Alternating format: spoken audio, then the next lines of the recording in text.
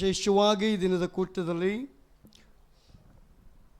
ವೇದಿಕೆ ಮೇಲೆ ಅನೇಕ ಘನ ಸೇವಕರುಗಳು ಇದ್ದು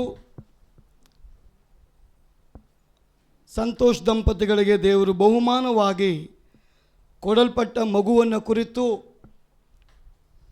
ದೇವರಾತ್ಮನು ಮಾತನಾಡಿದ್ದಾನೆ. ಹಲ್ಲೇಲೂಯಾ, ಹಲ್ಲೇಲೂಯಾ, ಜೋರಾಗಿ ಹೇಳ್ರಿ. ಆಶೀರ್ವಾದ ಮಾಡೋಕ್ಕೆ ಬಂದವರು ಜೋರಾಗಿ ಹಲ್ಲೇಲೂಯಾ ಹೇಳ್ರಿ. ನಾವೆಲ್ಲ ಇಲ್ಲಿ ಕೂಡಿ ಬಂದಿರೋದು ಸಂತೋಷ್ ದಂಪತಿಗಳಿಗೆ ದೇವರು ಕೊಟ್ಟಂಥ ಮಗುವನ್ನು ಆಶೀರ್ವದಿಸೋದಕ್ಕೆ. ನಮ್ಮ ಮುಖಗಳು ಹೆಂಗಿರಬೇಕು? ನಾವು ದುಃಖದ ಕೂಟಕ್ಕೆ ಬಂದಿಲ್ಲ, ಸಂತೋಷದ ಕೂಟಕ್ಕೆ ಬಂದಿದೆ. ಹಲ್ಲೇಲೂಯಾ. ಅದ್ರ ಕೊಟ್ಟಿದ್ದಾರೆ.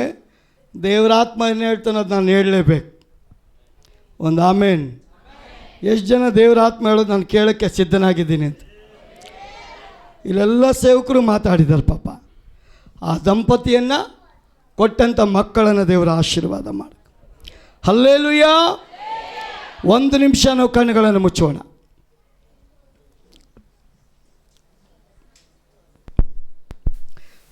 ಇದುವರೆಗೂ ಕಾದು ನಡೆಸಿದ ಎಬಿನೆಸರ್ ಸ್ತೋತ್ರ,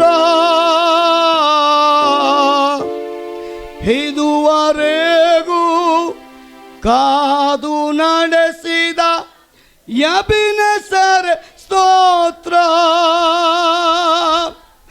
ಎಲ್ಲ ದಿನವೂ ಜೊತೆಯಲ್ಲಿರುವ ಇಮ್ಮಾನುವೇಲನೇ ಸ್ತೋತ್ರವು, ಎಲ್ಲ ದಿನವೂ ಜೊತೆಯಲ್ಲಿರುವ ಇಮ್ಮಾನುವೇಲನೇ ಸ್ತೋತ್ರವು. ಎಲ್ ಶಡಾಯ್ ನನ್ನ ಜೊತೆ ನೀ, ನನ್ನ ಬಾಳಿನ ಕೋಟೆಯು. ಎಲ್ ಶಡಾಯ್ ನನ್ನ ಜೊತೆ ನೀ, ನನ್ನ ಬಾಳಿನ ಕೋಟೆಯು. ಏನೆಲ್ಲ ಅದ್ಭುತ ನನ್ನ ಬಾಳಲ್ಲಿ ಮಾಡಿದೆ, ಏನೆಲ್ಲ ಅದ್ಭುತ ನನ್ನ ಬಾಳಲ್ಲಿ ಮಾಡಿದೆ. ನನ್ನ ಬಾಳಿನ ಬಲ ನೀನೇ, ನನ್ನ ಬಾಳಿನ ಬಲ ನೀನೇ. ಮುಂಜಾನೆಯಲ್ಲಿ ಕೃಪೆಯ ಸುರಿಸುವ ಕೃಪೆಗೆ ಸ್ತೋತ್ರವು, ಮುಂಜಾನೆಯಲ್ಲಿ ಕೃಪೆಯ ಸುರಿಸುವ ಕೃಪೆಗೆ ಸ್ತೋತ್ರವು. ನಿನ್ನ ನಾಮ ನನಗೆ ಪ್ರಿಯ, ನಿನ್ನ ಹಸ್ತವೇ ಆಶ್ರಯ. ನಿನ್ನ ನಾಮ ನನಗೆ ಪ್ರಿಯ, ನಿನ್ನ ಹಸ್ತವೇ ಆಶ್ರಯ.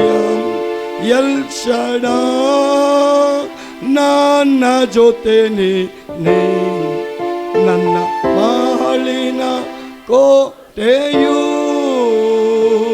ನನ್ನ ಬಾಳಿನ ಕೋಟೆಯು. ಕೃಪಾಭರಿತನಾದ ನಮ್ಮ ತಂದೆಯಾದ ದೇವರೇ, ಈ ದಿನವನ್ನ ಈ ದಂಪತಿಗಳಿಗೆ, ಈ ಮಗುವಿಗೆ, ಈ ಕುಟುಂಬಕ್ಕೆ, ಈ ಸಭೆಯವರಿಗೆ ಬಂದಂತ ನಮ್ಮೆಲ್ಲರಿಗೂ ಈ ದಿನವನ್ನ ನೇಮಕ ಮಾಡಲ್ಪಟ್ಟ ದೇವರು ನೀನು ಸ್ವಾಮಿ.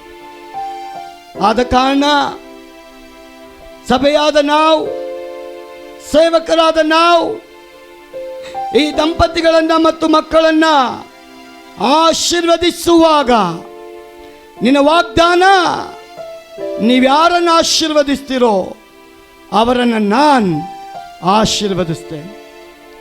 ಆದ ಕಾರಣ ಆಶೀರ್ವದಿಸ್ತಾ ಇದ್ದೇವೆ. ನಿನ್ನ ವಲ್ಲಮೈ ಮಕ್ಕಳನ್ನು ಆವರಿಸಲ್ಪಡಲಿ, ಕೃಪೆ ಆವರಿಸಲ್ಪಡಲಿ, ನಿನ್ನ ಬಲ ಆವರಿಸಲ್ಪಡಲಿ. ನಿನ್ನ ನಾಮ ಈ ಕುಟುಂಬದಲ್ಲಿ, ಆ ಮಕ್ಕಳ ಜೀವಿತದಲ್ಲಿ ಮಹಿಮೆ ಹೊಂದಲಿ ಎಂದು ನಾನು ಪ್ರಾರ್ಥಿಸ್ತೇನೆ. ಒಂದೇ ಒಂದು ವಚನ ಓದ್ಕೊಳ್ಳೋಣ. ಕೀರ್ತನೆ 147 11ನೇ ವಚನವನ್ನು ಒಬ್ರು ಯಾರಾದರೂ ಗಟ್ಟಿಯಾಗಿ ಓದ್ತೀರಾ?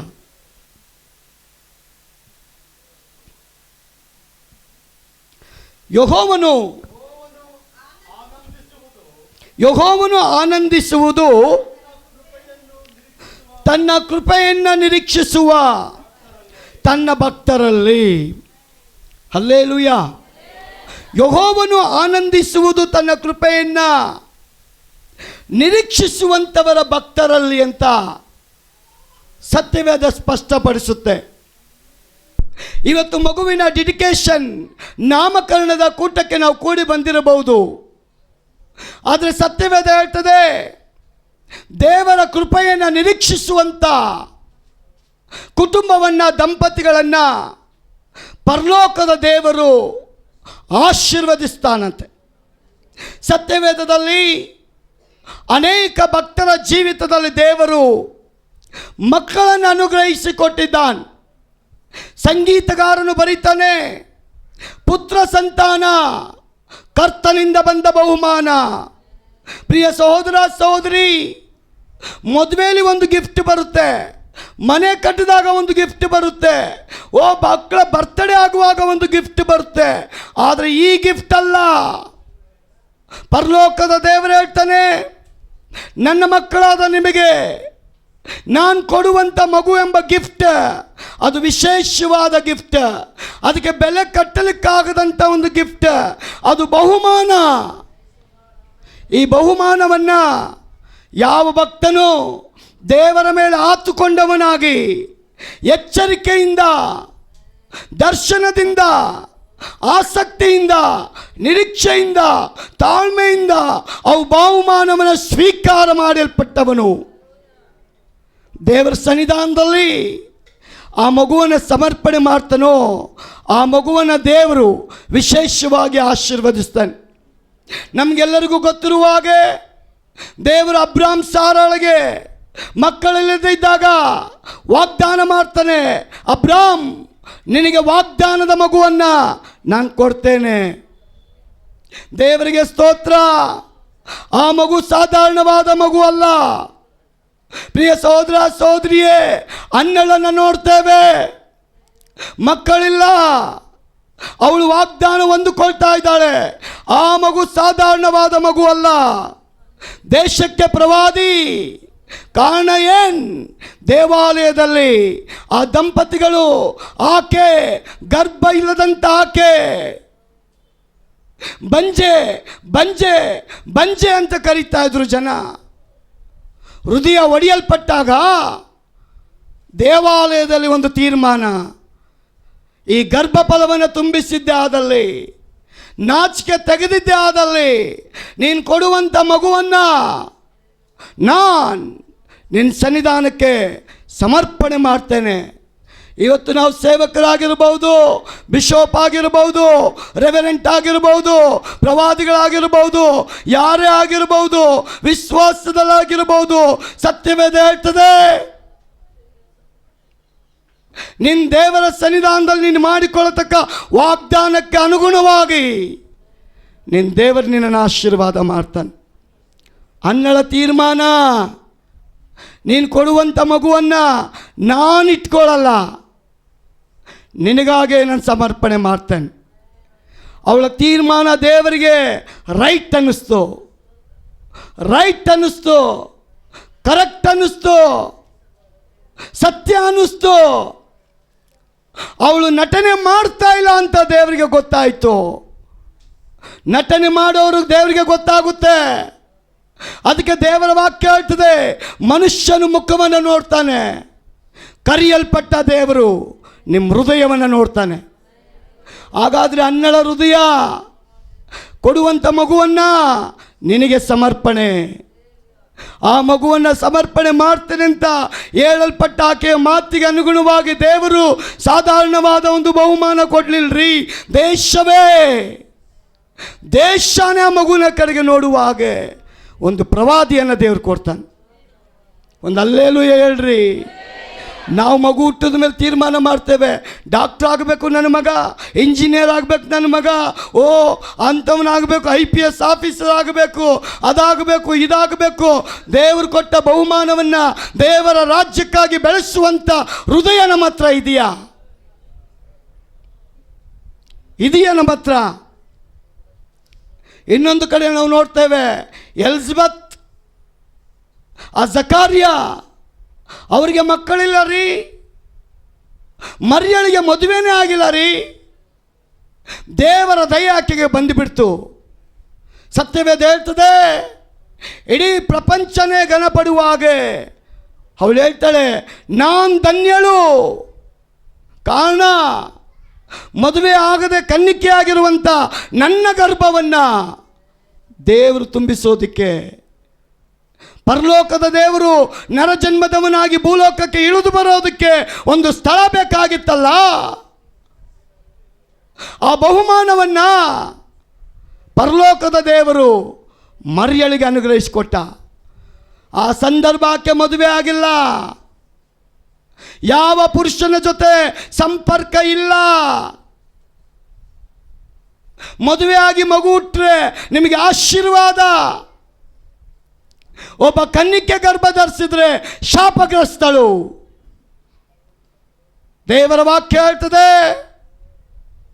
ಮರಿಯಳಿಗೆ ದೇವದೂತ ಬಂದು ನಿನ್ನ ಗರ್ಭ ದೇವರಿಗೆ ಸ್ಥಳವಾಗಿ ಮಾಡೋದಕ್ಕೆ ನಿನಗೆ ಒಪ್ಪಿಗೆ ಇದೆಯಾ? ಒಂದೇ ಮಾತಲ್ಲಿ ಅವಳು ಶರಣರಾಗ್ತಾಳೆ. ದೇವರು ಕೊಟ್ಟಂಥ ಬಹುಮಾನ ಸಾಧಾರಣವಾದ ಬಹುಮಾನ ಅಲ್ಲ. ಲೋಕದ ಜಗದ್ರಕ್ಷಕ, ಪಾಪ ಪರಿಹಾರಕ, ನಮ್ಮೆಲ್ಲರ ಒಡೆಯ, ನಮ್ಮ ಪಾಡುಗಳನ್ನು ಹೊತ್ತುಕೊಳ್ಳೋದಕ್ಕೆ, ಶಾಪಗಳನ್ನು ಹೊತ್ತುಕೊಳ್ಳೋದಕ್ಕೆ, ನಮ್ಮ ಕರ್ಮ ಹೊತ್ತುಕೊಳ್ಳೋದಕ್ಕೆ, ನಮ್ಮನ್ನು ಪಾಪದಿಂದ ವಿಮುಕ್ತ ಮಾಡೋದಕ್ಕೋಸ್ಕರ ಹುಟ್ಟುವಂಥ ರಕ್ಷಕ ನಿನ್ನೊಳಗೆ. ಅವಳು ಎಷ್ಟು ಧನ್ಯಳು. ಅವಳವನ್ನು ಇಟ್ಕೊಳ್ಳಲಿಲ್ಲ, ದೇವರಿಗೆ ಸಮರ್ಪಣೆ ಮಾಡಿದ್ದಾಳೆ. ದೇವರ ಪ್ಲ್ಯಾನ್, ಆ ಜಗದ್ರಕ್ಷಕನು ಈ ಲೋಕಕ್ಕೆ ಪ್ರವೇಶ ಮಾಡುವಾಗ ಅವನನ್ನು ಕುರಿತು ಮಾತಾಡೋದಕ್ಕೆ ಎಷ್ಟೋ ವರ್ಷಗಳ ಕಾಲ ಬಂಜಿಯಾಗಿದ್ದಂಥ ಆ ಎಲಿಜಬೆತ್ತನ್ನು ದೇವರು ಸೆಲೆಕ್ಟ್ ಮಾಡ್ಕೊಂಡಿದ್ದಾನೆ. ಅವ್ರ ಗಂಡ ನಂಬಲ್ಲ ರೀ. ನಂಬದೇ ಇದ್ದಂಥ ಗಂಡನ ಬಾಯಿನ ದೇವರು ಲಾಕ್ ಮಾಡ್ತಾರೆ. ನಿನ್ನ ಕಣ್ಣು ನಾನು ಬಿಟ್ಟಿದ್ದೀನಿ, ನನ್ನ ಅದ್ಭುತವನ್ನು ನಿನ್ನ ಕಣ್ಣು ನೋಡಲಿ. ಒಂದು ಹಲ್ಲೇಲೂಯಾ, ಹಲ್ಲೇಲೂಯಾ. ನೀವು ಆರಾಧನೆ ಮಾಡೋ ದೇವರು ಸಾಧಾರಣವಾದ ದೇವರಲ್ಲ. ಹಣ ಕೊಟ್ಟು ಕೊಂಡುಕೊಂಡು ಬರೋ ದೇವರಲ್ಲ. ನಿಮ್ಮ ಗುಣ ಕೊಟ್ಟು ಕೊಂಡುಕೊಂಡು ಬರೋ ದೇವರೇ ನಿಮ್ಮ ದೇವರು. ಎಲಿಜಬೆತ್ ದೇವದೂತ ಹೇಳುವಾಗ ನಂಬಿಕೆಯಿಂದ ಸ್ವೀಕಾರ ಮಾಡಿಕೊಂಡ್ಲು. ಅವರಿಗೆ ಕೊಟ್ಟಂಥ ಮಗು ಸಾಧಾರಣವಾದ ಮಗು ಅಲ್ಲ. ಸೃಷ್ಟಿಕರ್ತನನ ಕುರಿತು ಸಾಕ್ಷಿ ಹೇಳುವಂಥ ಒಂದು ಬಹುಮಾನದ ಮಗು. ಪ್ರಿಯ ಸಹೋದರಿ, ಆ ದಂಪತಿಗಳಿಗೆ ಹುಟ್ಟಂಥ ಮಗು ಸ್ಥಾನಿಕನಾದ ಯೋಹಾನ. ಅವನ ಡ್ಯೂಟಿ ಏನ್ರಿ?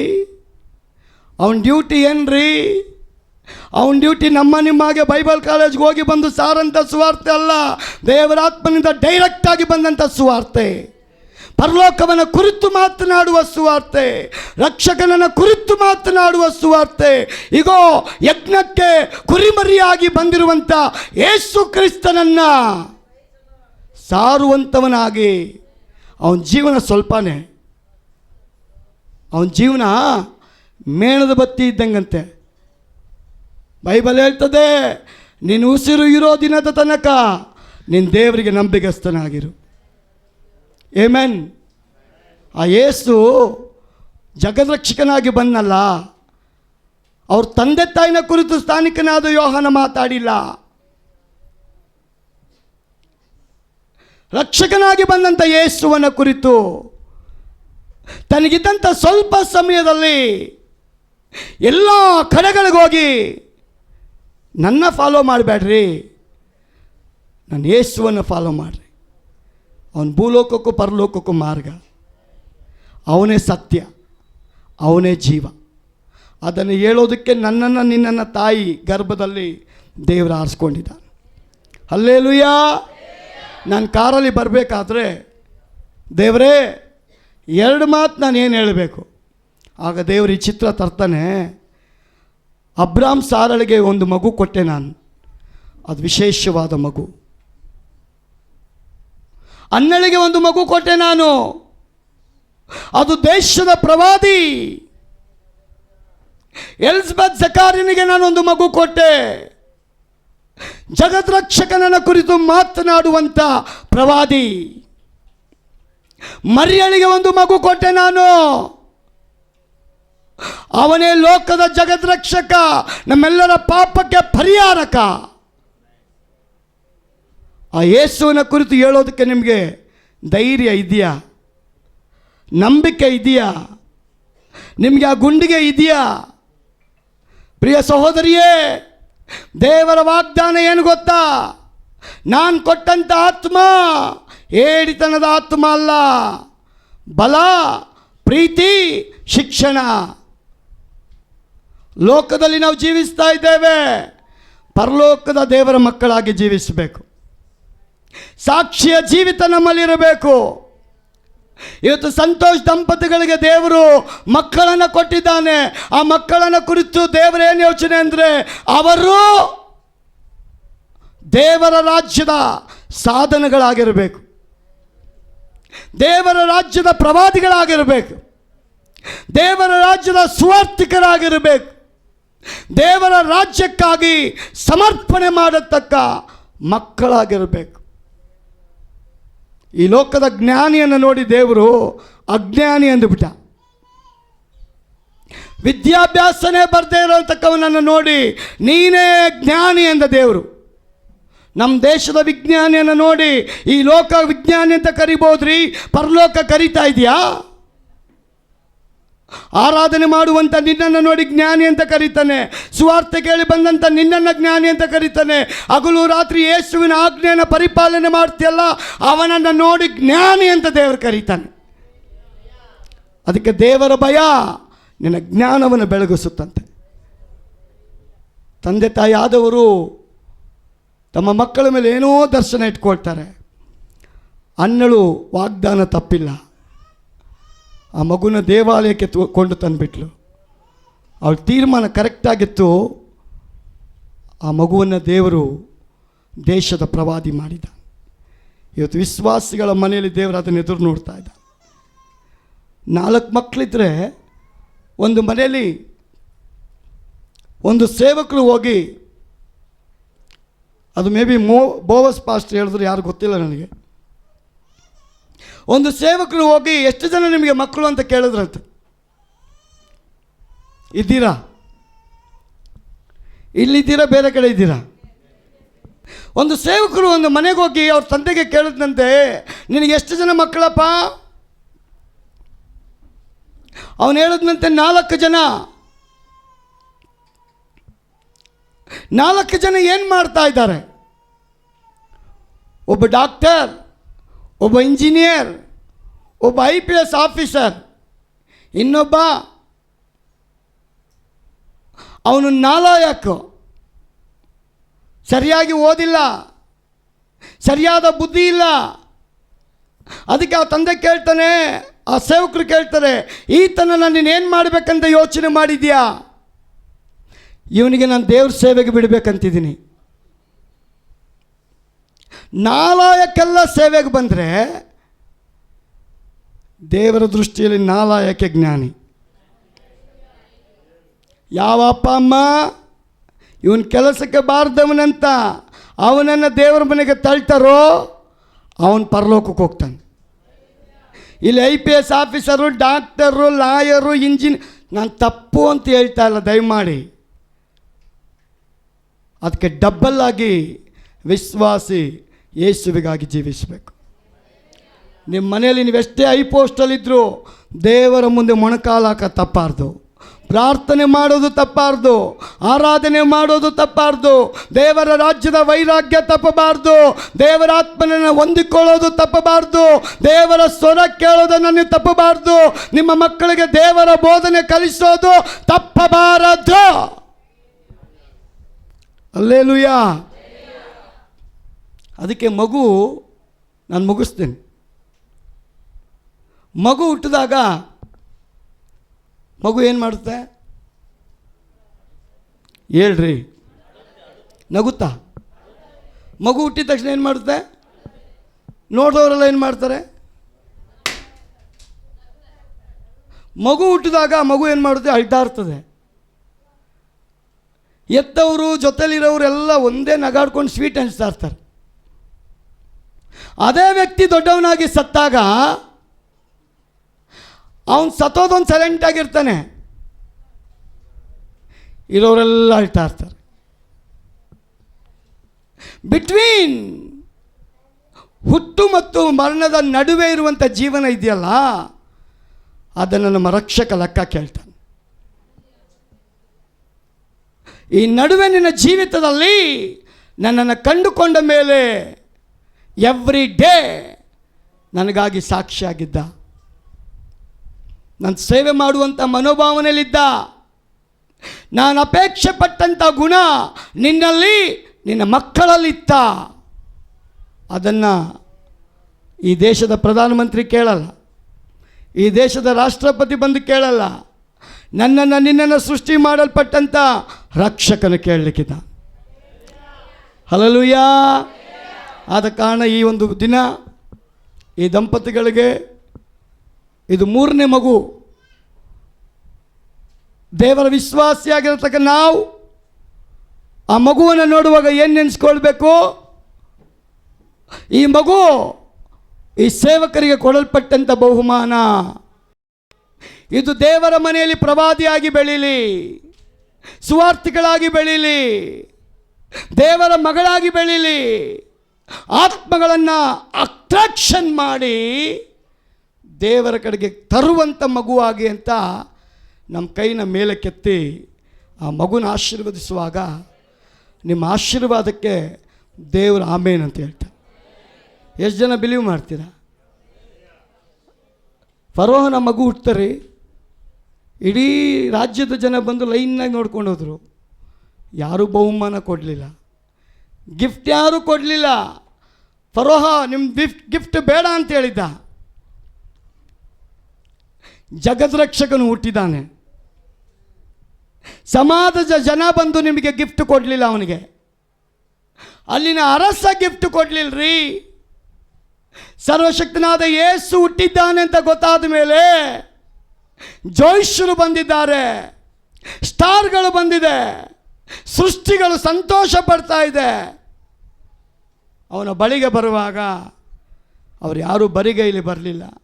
ವಜ್ರ, ಚಿನ್ನ, ಬೆಳ್ಳಿ, ರಕ್ತಬೋಳ, ಬೆಲೆನೇ ಕಟ್ಟಲಿಕ್ಕಾಗದಂಥ ವಸ್ತುಗಳನ್ನ ತೆಗೆದುಕೊಂಡು ಬಂದು ಅವನ ಪಾದದ ಬಳಿ ಇಟ್ಟು ಅಡ್ಡು ಬಿದ್ದರಂತೆ.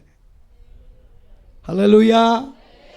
ಅದಕ್ಕೆ ಯೇಸು ಹೇಳ್ತಾನೆ, ಹಂದಿಗಳ ಮುಂದೆ ನೀವು ಹಾಕ್ಕೊಂಬಂದಿದ್ರೆ ಬಳೆ ಅಂಗಡಿಯಲ್ಲಿ ತೊಗೊಂಬಂದು ಆ ಮುತ್ತಲ್ಲ,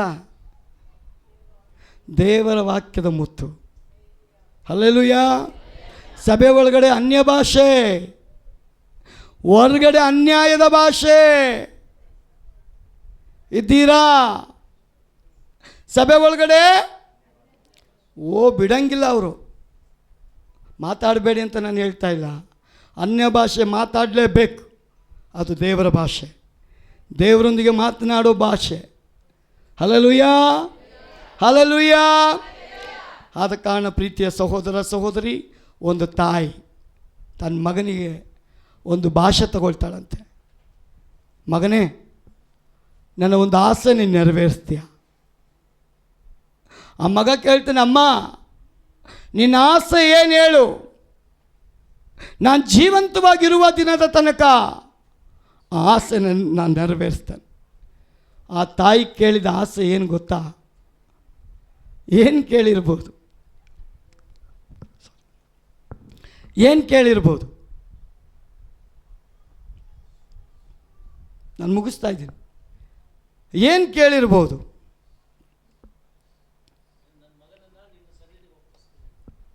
ಆ ತಾಯಿ ಆಸೆ ಒಂದೇ, ಆ ತಾಯಿ ಆಸೆ ಒಂದೇ. ಅವಳ ಮಗನಿಗೆ ಕಲಿಸ್ಕೊಡ್ತಾಳೆ, ಮಗನೇ ಮುಂಜಾನೆ ನೀನು ಎದ್ದಿದ ಕೂಡಲೇ ನನ್ನ ದೇವರ ಮುಖವನ್ನು ನೋಡದೆ ಯಾರ ಮುಖವನ್ನು ನೋಡಕ್ಕೆ ಹೋಗಬಾರ್ದು. ನನ್ನ ದೇವರ ಸನ್ನಿಧಾನದಲ್ಲಿ ಕೂತುಕೊಳ್ಳದೆ ಬೇರೆ ಎಲ್ಲೂ ನೀನು ಹೋಗಬಾರ್ದು. ಅದೇ ನನ್ನ ಆಸೆ. ನೀನು ಎದ್ದ ಕೂಡಲೇ ನನ್ನ ದೇವರ ಮುಖವನ್ನು ನೋಡಬೇಕು, ನಮ್ಮ ದೇವರನ್ನ ನೀನು ಘನಪಡಿಸಬೇಕು. ಈ ಕೆಲಸವನ್ನು ನೀನು ಮಾಡ್ತೀಯ. ಅವನು ಮಾಡೋದಕ್ಕೆ ಒಪ್ಕೊಂಡ. ದೇಶ ಕಾಣುವಂಥ ಸೇವಕನಾಗಿ ದೇವರು ಮಾಡಿಬಿಟ್ರು.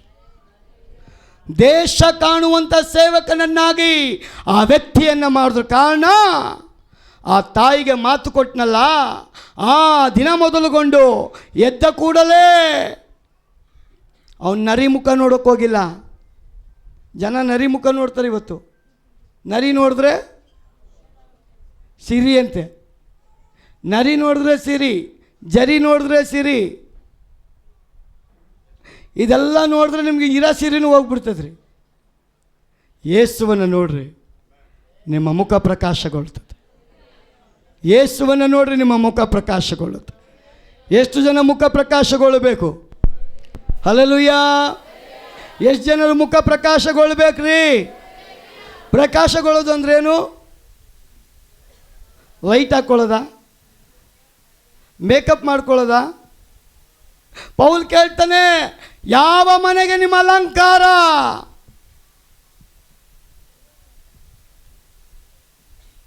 ಯಾವ ಮನೆಗೆ ನಿಮ್ಮ ಅಲಂಕಾರ?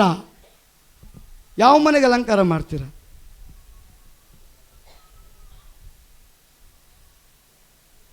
ಯಾವ ಮನೆಗೆ ನಿಮ್ಮ ಅಲಂಕಾರ? ಎಲ್ಲರ ಮನೆಗ? ಅದೇ ಯಾವ ಮನೆಗೆ ಅಲಂಕಾರ? ಸ್ವಂತ ಮನೆಗ, ಬಾಡಿಗೆ ಮನೆಗ? ಯಾವುದು ನಿಮ್ಮ ಸ್ವಂತ ಮನೆ? ಪರಲೋಕಕ್ಕೆ ಹೋಗಿ ಅಲಂಕಾರ ಮಾಡಿ ಬರ್ತೀಯಮ್ಮ? ನಿಮ್ಮ ಒಳಗಿನ ಆತ್ಮ ಸ್ವಂತ ಮನೆ, ಶರೀರ ಬಾಡಿಗೆ ಮನೆ. ಸೈತಾನ್ ನಿಮ್ಮನ್ನೆಲ್ಲ ಕರ್ಕೊಂಡೋಗಿ ಎಲ್ಲಿ ಕುಣ್ಸೋನು ಇವತ್ತು? ಮದುವೆ ಅಂದರೆ ಸಾಕು, ಬ್ಯೂಟಿ ಪಾರ್ಲರ್ಗೆ ಬುಕ್ ಮಾಡಿಬಿಡ್ತೀವಿ. ಅವನಿಗೆ 20,000 ಅಂತೆ, ಸೇವಕನಿಗೆ 200 ರೂಪಾಯಿ ಕೊಡಲ ಅಂತ ಕೇಳ್ತೀವಿ. ಪರಲೋಕಕ್ಕೆ ಅಲಂಕಾರ ಮಾಡೋನಿಗೆ 200 ರೂಪಾಯಿ, ನರಕಕ್ಕೆ ಕಳಿಸೋನಿಗೆ 20,000 ರೂಪಾಯಿ. ಯಾವುದು ಬೇಕಮ್ಮ? ಇವತ್ತು ಮುಂಚೆ ಹುಡುಗಿರು ಲಿಫ್ಟಿಕ್ ಹಾಕೋರು, ಈಗ ಹುಡುಗರು ಲಿಫ್ಟಿಕ್ ಹಾಕ್ತಾವ್ರು. ಅದಕ್ಕೆ ಪೌಲ್ ಕೇಳಿಬಿಟ್ಟ, ನಿಮ್ಮ ಅಲಂಕಾರ ಯಾರ ಮನೆಗೆ? ಸ್ವಂತ ಮನೆಗೆ ಅಲಂಕಾರ ಮಾಡ್ತಾ ಇದ್ದೀರಾ, ಇಲ್ಲ ಬಾಡಿಗೆ ಮನೆಗೆ ಅಲಂಕಾರ ಮಾಡ್ತಾ ಇದ್ದೀರಾ? ಸ್ವಂತ ಮನೆಗೆ ಅಲಂಕಾರ. ಒಳಗಡೆ ತಗೊಂಡೋಗಿ ಲಿಫ್ಟಿಗೆ ಬಳ್ಕೊಳಕ್ಕಾಗಲ್ಲ, ಮೇಕಪ್ ಮಾಡ್ಕೊಳಕ್ಕಾಗಲ್ಲ. ವಾಕ್ಯ ಓದುವಾಗಲೇ, ಆರಾಧನೆ ಮಾಡುವಾಗಲೇ, ಹಗಲು ಇರುಳು ಅನ್ನದೆ ಪ್ರಾರ್ಥನೆ ಮಾಡುವಾಗ, ಸ್ತೋತ್ರ ಮಾಡುವಾಗ, ದೇವರನ್ನ ಘನಪಡಿಸುವಾಗ, ದೇವರ ಮುಖವನ್ನು ನೋಡುವಾಗ ನಿನ್ನ ಮುಖ ಪ್ರಕಾಶಗೊಳ್ತದೆ. ಹಲ್ಲೆಲೂಯಾ. ಏಸಪ್ಪ ಚಿಂತೆ ಮಾಡಬೇಡ ಅಂತ ಹೇಳ್ದ. ಚಿಂತೆ ಇಲ್ದಿರ ಯಾರಾದಿದ್ದೀರಾ? 20 ವರ್ಷದಿಂದ 10,000 ಕಳ್ಕೊಂಡಿದ್ರು, 20 ವರ್ಷ ಆದಮೇಲೆ ಕೇಳ್ತಾನೆ ಇರ್ತೀವಿ. ನಾನು ಎಷ್ಟೋ ಕೋಟಿ ಕಳ್ಕೊಂಡಿದ್ದೀನಿ ರೀ, ನಿಮ್ಮ ಮುಂದೆ ಹೇಳ್ತಾ ಇದ್ದೀನಿ. ಚಿಂತೆ ಮಾಡ್ತಾ ಇಲ್ಲ, ನಾನು ದೇವ್ರಿಗೆ ಒಪ್ಪಿಸ್ಬಿಟ್ಟೆ, ಜೀವಂತವಾಗಿದ್ದೀನಿ. ಶ್ರೀಮಂತ ಆದವನು ಬಡವ ಆದರೆ ಸತ್ತೋಗ್ಬಿಡ್ತಾನೆ. ಶ್ರೀಮಂತ ಬಡವ ಆದರೆ ಸತ್ತೋಗ್ಬಿಡ್ತಾನೆ ರೀ.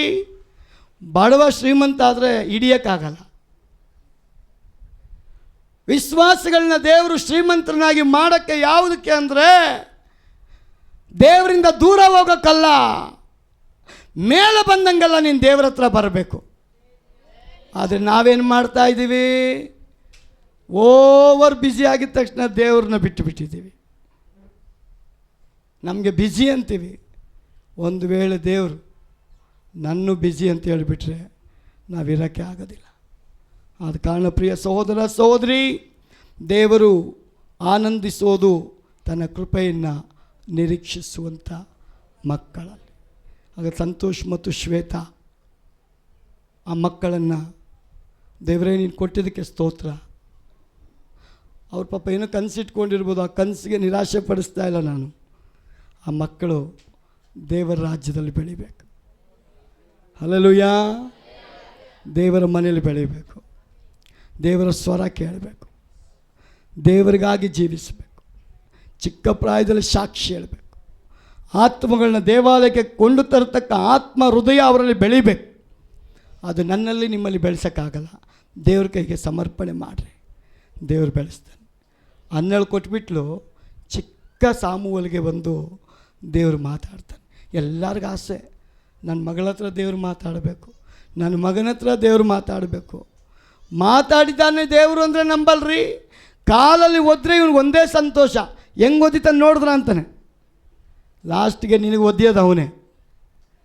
ಆದ ಕಾರಣ ಈ ಮಧ್ಯಾಹ್ನ ಒಂದು ತೀರ್ಮಾನ ಮಾಡಿ ಈ ಮಗುವಿನ ಆಶೀರ್ವಾದ ಮಾಡೋಕ್ಕೆ ಹೋಗೋಣ. ದೇವರೇ, ನಿನ್ನ ಮಕ್ಕಳಾದ ನಮ್ಮ ಜೀವಿತದಲ್ಲಿ ಯಾವ ಮಗು ಕೊಟ್ಟಿದೆಯೋ ಆ ಮಗುನ ನಿನ್ನ ರಾಜ್ಯಕ್ಕಾಗಿ ನೀತಿಗಾಗಿ ನಾವು ಸಮರ್ಪಣೆ ಮಾಡ್ತೇವಪ್ಪ. ನೀನು ಮಾತನಾಡು ದೇವರೇ. ಸಾಮುವೇಲ್ ಸಾಮುವೇಲ್ ಸಾಮುವೇಲ್ ಅಂತ ಕರೆಯಲ್ಪಟ್ಟಾಗ ಆ ಏಲಿ ಹೇಳ್ಕೊಡ್ತಾನೆ, ಇನ್ಮೇಲೆ ಆ ಶಬ್ದ ಬಂದರೆ ಇದ್ದೇನೆ ಇದ್ದೇನೆ, ಆ ಶಬ್ದ ನೀನು ಕೊಡು. ನನ್ನ ದೇವರು ಮಾತಾಡ್ತಾನೆ. ಪ್ರಿಯ ದೇವಜನರೇ, ಇವತ್ತೆಲ್ಲ ದೇವರ ಮಕ್ಕಳ ಮನೆ ಮಿನಿ ಪರಲೋಕ ಆಗಬೇಕನ್ನೋದೇ ದೇವರ ಚಿತ್ತ. ನಮ್ಮನ್ನು ಸಮರ್ಪಣೆ ಮಾಡೋಣ, ಪ್ರಾರ್ಥನೆ ಮಾಡೋಣ.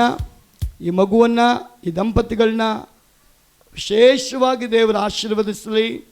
ದೇವರು ಸತ್ಯವೇದದಲ್ಲಿ ಕೆಲವು ದಂಪತಿಗಳನ್ನ ಆರಿಸ್ಕೊಂಡು ಅವರಿಗೆ ಕೊಟ್ಟಂಥ ಮಕ್ಕಳು ಸಾಧಾರಣವಾದ ಮಕ್ಕಳಲ್ಲ, ದೇಶ ಕಾಣತಕ್ಕ ಮಕ್ಕಳಾದರು.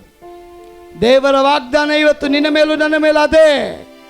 ಯೋಶುವ ಹೇಳ್ತಾನೆ, ನಾನು ನನ್ನ ಕುಟುಂಬದವರು ಯೆಹೋವನನ್ನೇ ಆರಾಧಿಸ್ತೇವೆ.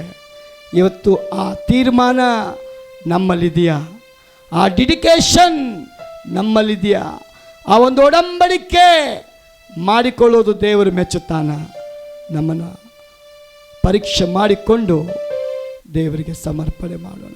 ದೇವರ ಈ ಮಗುವನ್ನು, ಈ ಕುಟುಂಬವನ್ನು ನಿಮ್ಮ ಸೇವಕರಾಗಿ ಆಶೀರ್ವದಿಸ್ತೇವೆ. ನಿನ್ನ ಚಿತ್ತ ಈ ಮಕ್ಕಳಲ್ಲಿ ನೆರವೇರಲಿ. ಸತ್ಯವೇದದ ಪ್ರಕಾರ ಮಗು ನೀನು ಕೊಟ್ಟ ಬಹುಮಾನ. ಅವ್ರ ಲೈಫಲ್ಲಿ ಏನೇ ಕಳ್ಕೊಳ್ಳಿ, ನೀನು ಕೊಡೋದನ್ನು ಅವ್ರು ಕಳೆದುಕೊಳ್ಳದೆ, ರಕ್ಷಣೆ ಕಳ್ಕೊಬಾರ್ದು, ಪರಿಶುದ್ಧತೆ ಕಳ್ಕೊಬಾರ್ದು, ಅಭಿಷೇಕ ಕಳ್ಕೊಬಾರ್ದು, ನಿನ್ನ ವಾಗ್ದಾನ ಕಳ್ಕೊಬಾರ್ದು, ನಿನ್ನ ಚಿತ್ತ ಕಳ್ಕೊಬಾರ್ದು. ನೀನು ಬಹುಮಾನವಾಗಿ ಏನೆಲ್ಲ ಅವರಿಗೆ ಉಡುಗೊರೆಯಾಗಿ ಕೊಟ್ಟಿದೆಯೋ, ಪರಲೋಕ ಸೇರುವ ದಿನದ ತನಕ ಅವರಿಗೆ ಯಾವುದೇ ಹೋರಾಟ, ಶಕ್ತಿ, ಬಲಹೀನತೆ, ತೊಂದರೆ, ಸಮಸ್ಯೆ, ಸೈತಾನನ ಕುಯುಕ್ತಿಗಳು ಬರುವಾಗಲೂ ಅವರು ಕಳೆದುಕೊಳ್ಳದಂತೆ ಜೋಪಾನವಾಗಿ ನೋಡಿಕೊಳ್ಳತಕ್ಕ ಶಕ್ತಿ ಅವರಿಗೆ ಕೊಡಪ್ಪ. ಮಹಿಮೆ ನಿನಗುಂಟಾಗಲಿ. ಯೇಸುವಿನ ನಾಮದಲ್ಲಿ ತಂದೆ, ಆಮೆನ್.